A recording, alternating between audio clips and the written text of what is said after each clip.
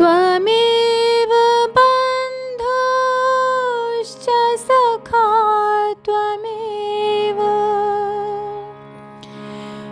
त्वमेव विद्या द्रविडं त्वमेव त्वमेव सर्वं मम देव देवा। श्री गर्ग संहिता के द्वारका खंड का चौथा अध्याय। श्री कृष्ण को रुक्मणी का संदेश, ब्राह्मण सहित श्री कृष्ण का कुंडिनपुर में आगमन, कन्या और वर के अपने अपने घरों में मंगलाचार, शिशुपाल के साथ आई हुई बारात को विदर्भ राज का ठहरने के लिए स्थान देना। श्री नारद जी कहते हैं, मिथिलेश्वर, अब श्री कृष्ण देव के विवाह का वृत्तांत सुनो, जो सब पापों को हर लेने वाला, पुण्यजनक तथा धर्म, अर्थ, काम और मोक्ष रूप चतुर्वर्गमय फल प्रदान करने वाला है। विदर्भ देश में भीष्मक नाम से प्रसिद्ध एक प्रतापी राजा राज्य करते थे, जो कुंडिनपुर के स्वामी, श्री संपन्न तथा संपूर्ण धर्मवेत्ताओं में सबसे श्रेष्ठ थे। उनकी रुक्मणी नामक एक पुत्री हुई, जो लक्ष्मी जी का अंश थी। वे इतनी अधिक सुंदरी थी कि उसके सामने करोड़ों चंद्रमा फीके लगें। वे सद्गुण गुण रूपी आभूषणों से विभूषित थीं। पहले की बात है, एक दिन मेरे मुंह से श्री हरि के अलौकिक गुणों का वर्णन सुनकर वे राजकुमारी परिपूर्णतम भगवान श्री कृष्ण को अपने अनुरूप पति मानने लगी। इसी तरह मेरे मुख से रुक्मणी के रूप और गुणों का प्रीतिवर्धक वर्णन सुनकर श्री हरि ने उसे अपनी योग्य पत्नी समझा और उसके साथ विवाह करने का मन ही मन संकल्प कर लिया।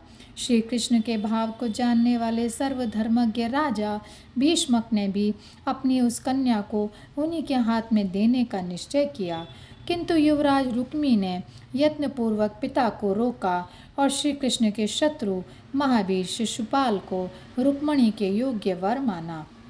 मिथिलेश्वर, इससे भीष्मक कुमारी रुक्मणी के चित्त में बड़ा खेद हुआ और उसने एक ब्राह्मण को अपना दूत बनाकर महात्मा श्री कृष्ण के पास भेजा। ब्राह्मण देवता जब दिव्य द्वारकापुरी में पहुँचे, तब श्री कृष्ण ने उनकी आवभगत की। उन्होंने वहीं भोजन किया और श्री कृष्ण के मंदिर में ही आसन लगाकर विश्राम किया। फिर महात्मा श्री कृष्ण ने उनसे सारा कुशल समाचार पूछा। उनकी आज्ञा पाकर ब्राह्मण ने उन्हें सब बातें बताईं। वे रुक्मणी का पत्र सुनाते हुए बोले, स्वास्ति श्री नित्यानंद महासागर श्रीमद्विगुण परिपूर्ण वसुदेव नंदन श्री कृष्ण, कुंडिनपुर से रुक्मणी का कोटिशः प्रणाम स्वीकृत हो। यहाँ कुशल है, वहाँ भी कुशल चाहिए। आगे आपका पत्र आया और श्री नारद जी की वाणी से भी ये ज्ञात हुआ कि आप प्रकृति से परे परमेश्वर हैं। यद्यपि सर्वज्ञ होने के नाते आप सब कुछ जानते हैं, तथापि मैं गुप्त बात आपको बता रही हूँ। महामते, आप मुझे वीर का भाग, अपना अंश जानें और स्वीकार करें। यदि चेदीराज शिशुपाल ने मेरा हाथ पकड़ लिया तो यह समझना चाहिए कि सिंह के लिए नियत बलि का भाग कोई मृग, कुत्ता, बिल्ली आदि उठा ले गया। यदि आप ऐसा सोचते हो कि तुम तो कुंडिनपुर के दुर्ग में निवास करती हो, तुम्हें मैं किस प्रकार ब्याह कर लाऊंगा, तो इसके विषय में भी सुन लीजिए। हरे, यहाँ की कुल प्रथा के अनुसार विवाह के एक दिन पूर्व राजकुमारी कुलदेवी के मंदिर को जाती है।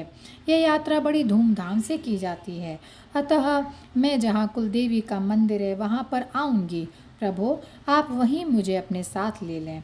श्री नारद जी कहते हैं, राजन, ब्राह्मण के मुख से रुक्मणी के उस अभिप्राय को सुनकर सबको मान देने वाले भगवान श्री कृष्ण ने अपने सारथी दारुक को बुलाकर कहा, मेरा रथ शीघ्र ही जोत कर तैयार करो।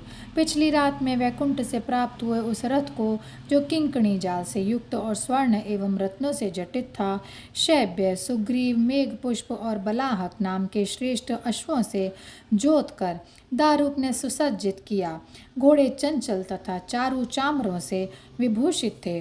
उनसे युक्त सहस्त्रों सूर्यों के समान तेजस्वी उस दिव्य विशाल रथ पर लक्ष्मीपति श्री कृष्ण ने पहले तो अपने हाथ से उस ब्राह्मण देवता को बिठाया और स्वयं सारथी की पीठ पर अपने श्री चरण कमल रखकर वे रथ पर आरूढ़ हुए।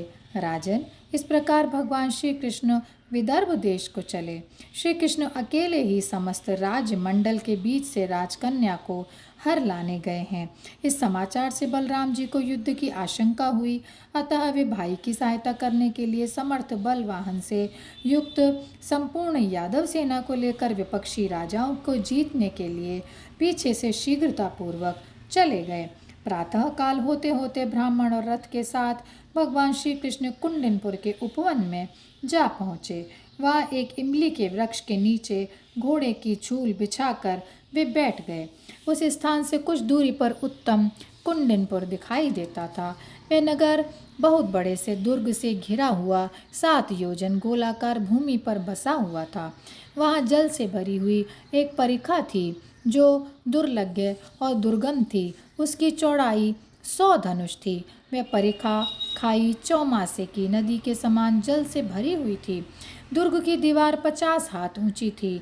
नगर में रमणीय अट्टालिकाएं शोभा पाती थीं, जिनके सुनहरे शिखर पर सोने के कलश उद्भासित होते थे।